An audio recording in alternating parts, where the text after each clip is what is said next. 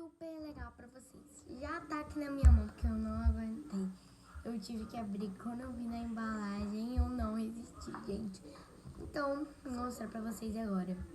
Lembra do vídeo desse kit de Dimple?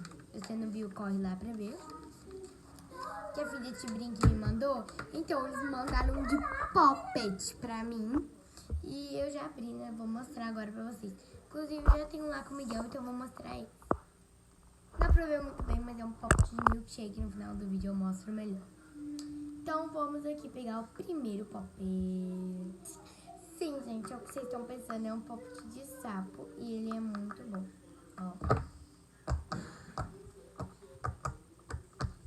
Muito bom. Próximo Poppet. De coração, gente, super bom. E lindo também, né? Vamos fazer o barulhinho dele, ó.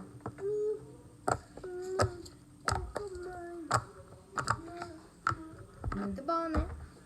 Agora o redondinho. Vamos fazer o barulho.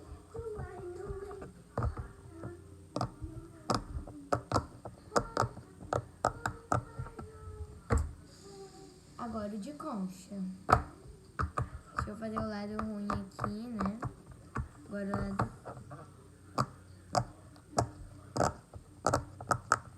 Muito bom, né? Próximo, moranguinho. Vamos virar, né? Pra fazer o lado bom. Bom dia. Miguel aqui doido, esquece. Esse é muito bom e lindo, né?